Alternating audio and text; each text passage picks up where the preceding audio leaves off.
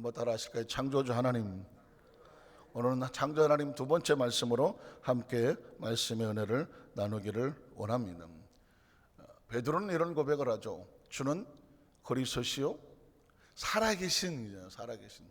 한번 따라 하실까요? 살아계신 하나님. 전 제일 듣기 싫은 소리가 살아계신 하나님입니다. 제일 듣기 싫은 소리가 살아계신 하나님. 아니, 뭔 하나님을 표현할 결이 없어갖고 하나님은 살아계신다. 옛날에 그냥 뭣도 모르고 살아계신 주 찬송을 불렀는데 어느 날 엄청 거스리더라고요. 옆에 계신 분에게 아유 살아계신 장로님, 살아계신 권사님, 집사님 한번 불러보세요. 불러보세요. 기분이 어쩐가 한번 생각해 보세요. 아이고 살아계신 목사님, 네. 아니 멀쩡하게 살아있는데 와갖고 아이고 살아계신 목사님, 살아계신 장로님 그러면 왜 하나님을 언제 죽었다 살아났나? 왜 살아계신 하는 표현 자체가 우리 정서적으로는 사실 좀 맞지를 않죠. 그런데 의도가 있겠죠. 인간이 가장 두려워하는 것은 죽음이거든요. 인간의 운명의 끝은 죽음이란 말입니다. 그러니까 인간의 영역을 넘어설 수 있는 단어는 뭐냐? 그는 죽지 아니하신다는 거죠. 신과, 그렇죠? 신과 인간의 차이는 뭘까요? 인간은 죽는 거예요. 누구를 막론하고 죽는 거죠. 영웅, 호골, 무슨 절세, 가인, 황성, 예터 가보십시오. 없습니다. 다 죽은 거예요. 인간의 한계는 죽음이거든요. 그러니까 인간과 신을 초월해서 비교해서 말할 수 있는 건 뭘까요? 그는 죽지 아니하신다는 것이죠. 그러니까 신은 죽지 아니하시죠. 죽지 않는다는 다른 말을 말하면 늘 여전히 살아계신다는 의미를 가지고 있는 것입니다. 그래서 하나님을 말할 때에 살아계신, 죽지 아니하시고 인간과 같이 아니하시는 하나님, 그 하나님의 아들이심을 믿습니다 라고 표현하는 것이죠. 그러니까 신앙이란 뭐냐면 우리가 하나님을 어떻게 여기고 생각하느냐가 중요한 것이죠. 우리는 하나님이 여전히 우주 가운데 함께 하시고 우리 가운데 함께 하시고 이 거대한 별을 정확하게 이끌어 가심을 믿습니다. 이걸 창조주에 대한 신앙의 고백이라고 말합니다. 우리 어제 보니까 바울이 그런 고백을 하잖아요. 아덴이라고 하는 사람들에게 하나님을 알게 해야 되겠는데 하나님 어떻게 알게 하실까? 하나님은 우주와 그 가운데 있는 모든 것을 지으시고, 창조의 선언이거든요. 그리고 천지의 주제가 되시며 손을 떼고 멀리 가 계시는 것이 아니라 그 모든 것을 정확한 원리와 법칙으로 이끌어 가시며 너희에게 멀리 있지 아니하시고 가까이 계신다, 함께 하신다는 거예요. 오늘은 그 바울의 고백 가운데 사도행전 17장 25절에 보면 이런 고백이 있습니다. 또 무엇이 부족한 것처럼 사람의 손으로 섬김을 받으시는 것이 아니다. 이는 만민에게, 모든 사람들에게 생명과 호흡과 만물이라고 하는 단어를 합니다.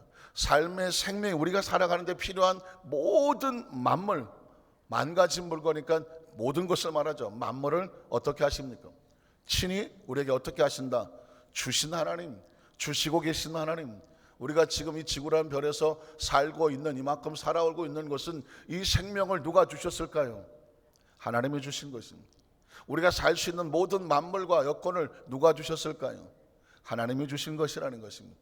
엄청난 고백이죠. 창조주 하나님을 믿고 그 하나님이 나에게 생명을 주셨다. 이건 창조의 사역 속에 나오는 거죠. 우리는 첫 번째로 하나님은 인간의 삶에 모든 필요한 것을, 참 신기합니다, 구상하시고 설계하시고 완성하시고 어떻게 하셨다? 창조하셨다는 것입니다.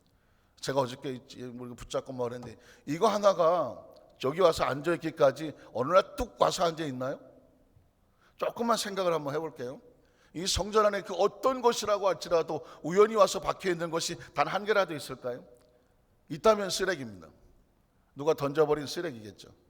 여기 있는 것들 중에 어느 것 하나도 우연히 와서 지가 와서 앉아있는 것은 아무것도 없습니다. 다시 말해서 스스로 존재하는 것은 아무것도 없습니다.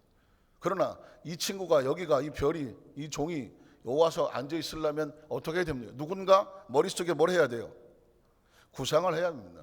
자, 이렇게 내가 강례상에 있는 이 종을 만들어야 되겠다. 종의 모습을 갖추고 그 위에는 십자가를 달고 바닥은 평평하게 하고 사이즈는 어느 정도 되고 소리는 잘 안 치니까 안 들리죠.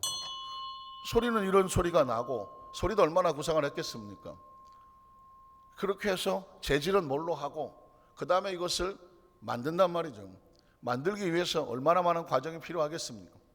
갈고 닦고 뭐 어떻게든지 해서 만들었단 말입니다. 그리고 정확하게 완성해서 딱 됐다. 아마 어디 도자기 찍혔을지 모르겠지만 이 물건은 팔려나가도 되고 자기 기능을 할 수 있을 것이다 라고 검사의 도장을 딱 찍어서 출고가 된단 말이죠. 그리고 여기 와 있는 것이란 말이죠. 어떤 거 하나도 우연히 존재할 수 없습니다. 누군가 정확한 구상을 하고 설계를 하고요, 계획을 하고 의도와 목적과 이유를 가지고 그리고 만들어 놓는 것입니다. 그리고 완성이 됐을 때 그것이 다른 사람의 뭐 출고가 되든 뭐 매매가 되든 팔려나가든 아니면 누가 뭐 증정을 받든 해서 와 있는 것입니다. 작은 것 하나도 그렇다고 한다면 우주는 이루 말할 수도 없습니다. 정확한 계획을 우리는 상상도 안 되죠.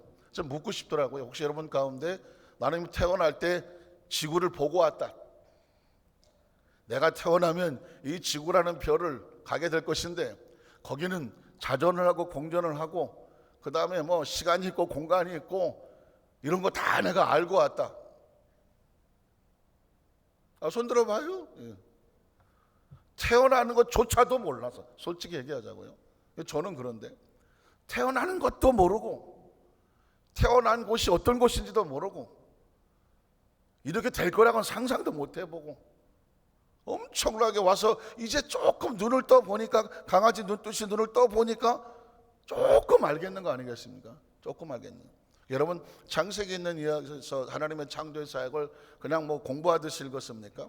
그 내용은 하나님의 계획과 구상과 설계와 의도와 목적과 꿈과 비전과 마음과 하나님이 하시고자 하는 것들이 우리에게 주시고 싶은 것이 다 들어 있습니다.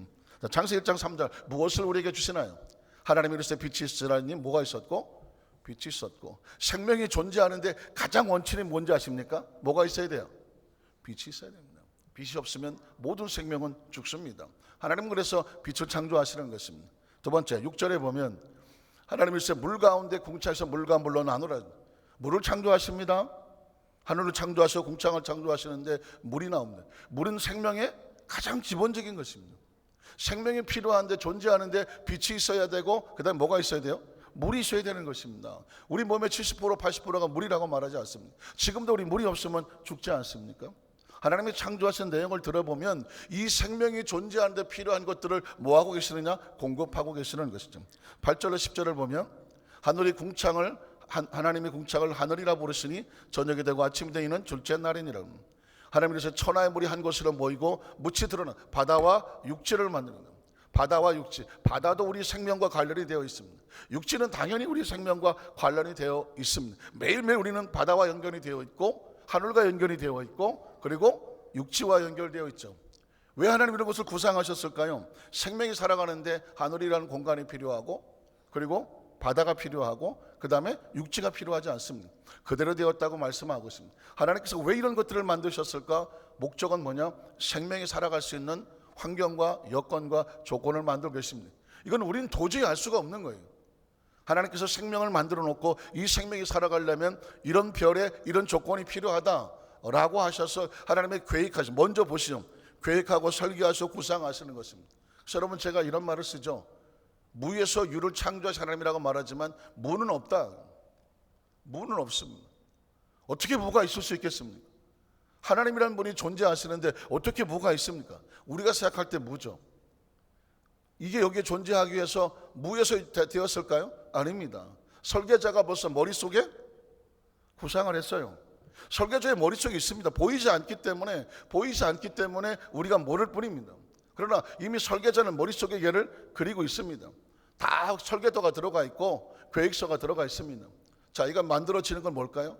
가지고 있는 설계와 계획과 목적이 바깥으로 실제로 드러나게 되면 우리 눈에 보이는 것입니다. 마찬가지죠. 우주는 절대 무에서 유가 아니다. 왜? 하나님은 이 우주를 계획하고 계시잖아요. 하나님의 계획 속에 있잖아요. 있는 게 바깥으로 나온 거예요. 아멘이 하나도 없어갖고 좀 모르는데. 잘 들어보십시오. 저와 여러분은 무에서 창조된 존재가 아니란 말입니다. 하나님의 계획 속에 먼저 창세전에 예정되어 있었고, 그냥 하나님이 정확하게 계획하시고 설계하시고 우리 마음에 두시고 사랑과 정성으로 이 시대 속에 우리를 보내주셨잖아요. 이 가치가 얼마나 가치가 있습니까? 할 수 없어요. 이거 얼마입니까? 이거 얼마인지 잘 모르겠는데 어쨌든 그만한 가치의 가격을 가지고 여기 와 있습니다. 아무나 와 있지는 않잖아요. 마찬가지입니다. 이거 하나도 엄청난 가치를 부여하고 이 자리에 목적을 가지고 앉아 있는데 저와 여러분이라고 가지고 있는 그 가치와 목적은 상상이 안 되면 하는 말이 뭐예요? 천하보다 소중하다. 네 생명은 천하보다 소중하다. 별로 마음에 안 닿았어요. 지구에 70억이나 있는데 뭐 사람 몇 사람 죽어나가는 건 뭐 아무것도 아닌 것 같은데 무슨 생명이 천하보다 소중하냐? 소중할 수밖에 없는 이유, 생명은 창조주가 만들었거든요. 하나님의 계획이 들었고 하나님의 의도가 있었고 목적이 있고 능력이 있고 마음이 있고 심지어 예수 그리스도의 보혈이 있고 생명이 있고 구원이 있고 천국의 소유된 백성인데 천하 지구 정도가 이 정도로 값어치가 따질 수 있겠습니까? 인간의 영혼은 돈으로 계산할 수 있는 영역이 아닙니다. 왜? 하나님의 영역이란 말입니다. 믿으십니까? 자, 그러니 그 하나님의 영역에 하나님의 사람들과 그리고 그 생명이 보존하는 데 필요한 것들을 마치 어린아이가 태어나기 전에 부모가 모든 것을 준비하는 것처럼 하나님이 준비하시잖아요. 자, 그래서 물과 묻과 하늘을 만들고 그대로 되니라. 그 다음처럼 뭐예요? 그래서 10절 어디 갔지? 10절은 어디 갔지? 하나님이 묻힐 땅이라 부르시고 모인 물을 바다라 부르시 하나님 보시기에 좋았더라 그 말이죠. 자, 11절로 12절을 보면 하나님의 땅은 이제 나오는 게 풀과 씨 맺는 채소와 각기의 종류로 씨 가진 열매 맺는 나무를 매라. 식물과 우리가 떠나 살 수 있나요? 식물은 우리의 삶에 아주 중요한 것입니다. 지금 아마존에 큰 불이 나서 지금 몇 개월째 타들어가고 있는데 난리가 났습니다. 아마존에 그 불이라는 걸 왜 인류가 걱정합니다. 지구에 허파라고 말하는 거거든요. 엄청난 공기와 이런 산소를 그리고 지구의 모든 이런 이 공기의 질을 갖다가 영향을 미치는 것이 바로 아마존의 삶인데 지금 불이 나서 엄청나게 타들어가고 있는데 속수무책이거든요. 그래서 여러 나라가 도와주겠다고 하니까 또 그 브라질 대통령이 또 정치적 의도가 있다고 해서 안 받겠다고 버티고 또 얼마 전에 뉴스에 보니까 트럼프한테 또 좀 도와달라고 하고 어쨌든 간에 정치적인 목적이 들었는지 모르지만 지구의 이 허파는 이 식물은요 엄청난 공기와 관련이 있고요. 그리고 우리가 그것을 먹지 않습니까? 우리는 이 식물을 떠나 살 수가 없는 존재. 이 식물은 우리의 생명과 연결이 되는 것입니다. 왜 식물이 존재하느냐? 인간의 생명과 연관됐기 때문에 그렇습니다. 그 다음처럼 뭐라고 말합니까? 그대로 되어 또 땅의 풀과 각기 종류대로 씨 맺는 채소와 각기 종류대로 씨 가진 열매 맺는 나무를 내었다는 이건 우리는 전혀 모르는 이야기입니다. 하나님께서 이미 계획하실 때 인간의 생명이 살아갈 때 공기의 질도 그렇고 우리 가진 식물의 영양분도 그렇고 먹어야 될 먹거리도 그렇고 하나님께서 식물을 이미 계획하시고 만드셨습니다. 이루 말할 수 없는 식물입니다. 누가 그러더라고요. 잡초 하나도 720가지인가. 식물의 세계는 엄청납니다. 다 알지도 못합니다. 우리는. 그런데 그 하나하나가 의도가 있어 존재한다는 것이죠. 자, 14절로 18절에 보면 하나님은 또 뭘 구상하셨을까요? 하나님이 이르시되 하늘에 궁창과 광명체들이 있어서, 그러니까 하늘이라고 하는 건 스카이가 있고 헤븐이 있는데 우리가 보는 공간은 스카이라고 말하고 더 너위에는 헤븐이라고 말합니다. 똑같은 하늘이지만 위 궁창 위에 하늘, 궁창 아래 하늘 하는 것처럼 어쨌든 엄청난 공간 위에 하나님 다루는 것은 뭘까요? 그곳에 낮과 밤을 나누게 하고 그것들로 징조와 계절, 뭐가 있을까요? 해와 달과 별이 있어요. 광명체들을 두셨습니다. 그걸로 날과 해를 두게 하는. 그래서 지구가 한 바퀴 도는 것을 밤낮이라고 말하고 24시간 하루라고 말하고 365일을 도는 것을 계절이라고 말하는 1년이라고 연이라고 말하지 않습니다. 이걸 누가 돌립니까 이거? 지구를 누가 돌리고 공전을 누가 돌리고 있는 것입니까? 이건 하나님의 천체의 법칙이란 말이죠. 하나님께서 삶을 살아간 낮과 밤이 필요하고 계절이 필요하고 이유가 있어서 정확하게 합니다. 제가 말씀하지 않습니까? 지금 있는 속도보다 더 빠르게 돌거나 만약에 태양을 중심으로 조금만 더 가까이 가면 사람이 살겠습니까? 못 살겠습니까? 못 삽니다. 태양에게 조금만 가까이 되면 다 타서 죽을 것이고 조금만 멀어지면 다 얼어 죽습니다. 정확한 거리를 두고 움직이게 하는 것, 이건 창조주가 아니면 계획이 안 되는 것입니다.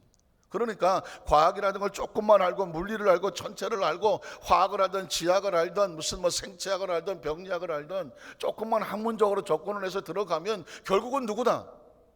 하나님입니다. 하나님입니다. 믿으십니까? 우리는 그냥 예수 믿었는지 모르지만 적어도 예수를 믿는 사람은 이 지구상에 가장 최고의 지성을 가진 사람입니다. 최고의 지성과 최고의 논리와 최고의 목적과 최고의 의도를 알아야 하나님이라는 존재를 발견합니다. 저는 빨간 명찰을 달고 예대에서 전도사를 할 때부터 월요일날 쉬어본 적이 없습니다.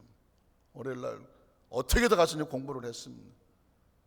담임 목사 할 때까지 오랫동안 계속 공부를 했습니다. 이유가 뭔지 아십니까?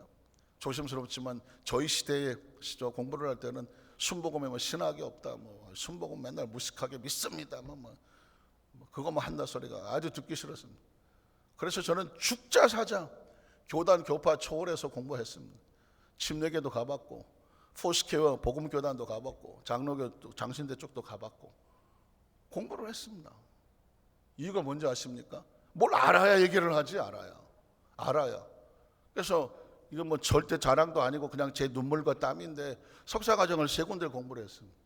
박사과정은 2군데 공부하고 논문을 쓰고 학위를 받았습니다. 왜 그렇게 했습니까?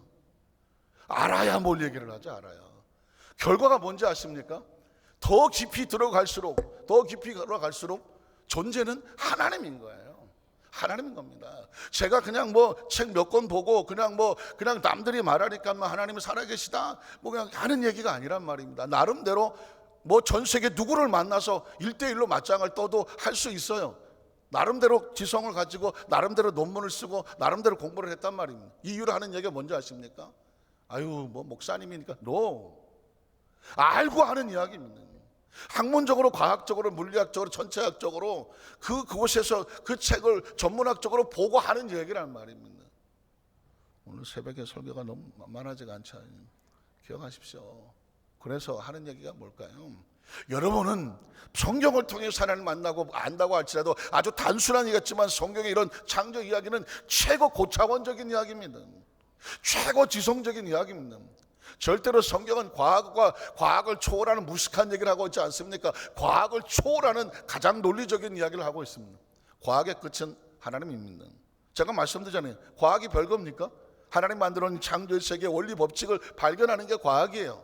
과학은 창조를 넘어서는 할 수가 없습니다. 물리학은 뭡니까? 지학은 뭐고 하다못해 수학은 뭡니까?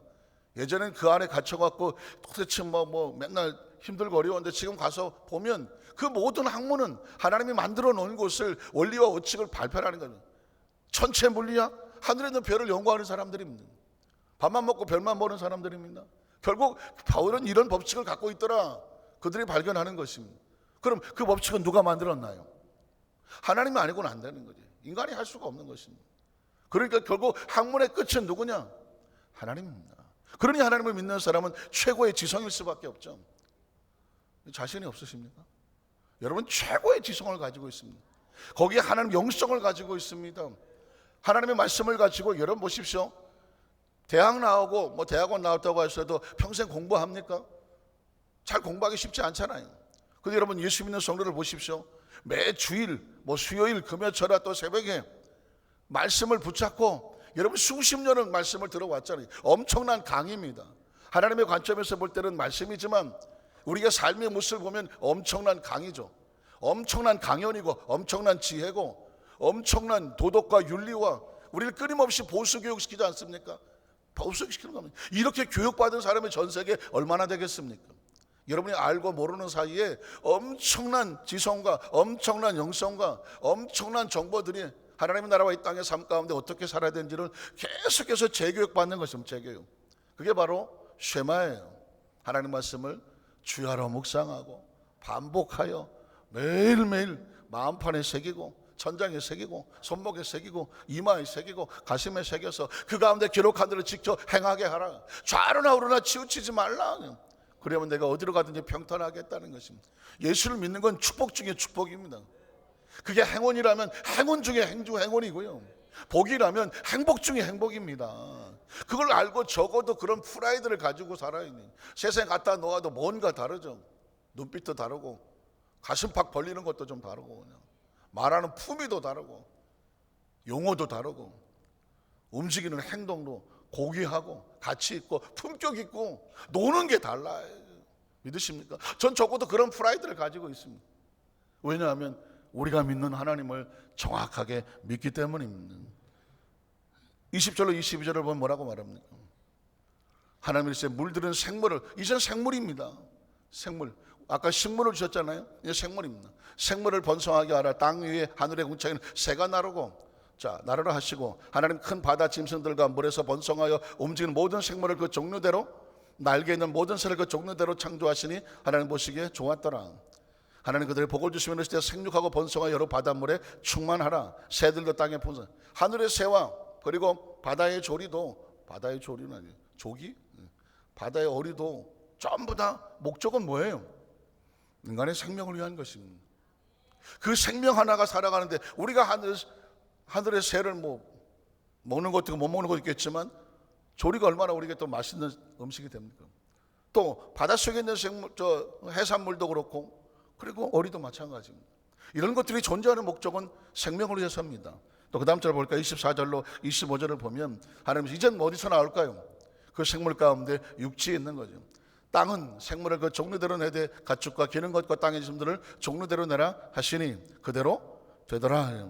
하나님 땅의 짐승을 그 종류대로, 가축을 그 종류대로, 땅에는 모든 것을 종류대로 만드시니 하나님 보시기에 좋았더라. 자, 말씀을 정리합니다. 하나님께서 만드신 것, 그 어떤 것 하나도 의미 없는 것은 없습니다. 반드시 의미가 있습니다. 목적이 있습니다. 이유가 있습니다. 기억하십니까? 이유는 뭐냐? 이런 것들도 그런 목적과 이유가 정확하다면 목적은 우리입니다. 하나님은 하나님 형상과 모양을 닮아 하나님의 영을 주셔서 생명이 되게 하시고 하나님과 교통하며 교제하며 그리고 생육하고 번성하고 땅에 충만하며 이 모든 걸 정복하고 지키고 다스리고 관리할 수 있는 이 은혜를 주셨는데 그 중에 가장 멋있는 건 형상과 모양을, 하나님의 형상과 모양을, 인격과 감정과 의지까지 주셨는데 우리가 받은 축복은 가히 상상을 초월하는 것입니다. 그러니까 여러분 존재 자체를요 절대로 스스로 절대로 그 자존감을 버리면 안 되는 것입니다. 우리가 대한민국 사람들은 상당히 겸손하여 아유 저 같은 사람이 아유 우리 자식이 아유 우리 저희가 뭘 할 수 있나요? 변변치 못해서. 물론 겸손과 겸양은 좋은 것이지만 스스로 가지고 있는 자존감이 있잖아요. 자존감. 내가 누구인가? 우린 무슨 목적으로 살아가는가? 어떻게 살아가는가? 나를 위해서, 나 하나를 위해서, 우리 생명을 위해서 하나님이 우주라고 하는 거대한 걸 지금도 이끌어 가시고는 그 정확한 섭리를 기대한다고 한다면 오늘도 그분의 손앞에 우리를 맡기고 살아가는, 오늘은 좋은 날이 될 수밖에 없죠. 멋진 날이 될 수밖에 없죠. 그분의 의도를 아세요. 계획을 아십시오. 그 손길 아래 있습니다. 두려워하지 마라, 놀라지 마라. 성경은 항상 하나님 얘기를 하고 있지 않습니까? 우리가 뭘 하겠습니까? 뭘 염려한다고 머리털 하나 잘하겠습니까? 더 빠집니다, 머리. 뭘 한다고 우리가 걱정한다고 해서 뭘 바꿀 수 있겠습니까? 하나님이 하시는 것이죠. 오늘도 그 창조주 하나님과 그걸 인식하고 기억하는 것만도 엄청난 거죠. 여러분은 최상, 최고, 최대의 복을 받은 사람입니다. 그 비전을 오늘 하루도 멋지게 한번 살아보십시오. 승리하며 살아보십시오. 힘차게 살아보십시오. 하나님과 함께 간다. 이 은혜가 우리 모두의 가슴을 뜨겁게 설레게 하시기를 주님의 이름으로 축복합니다.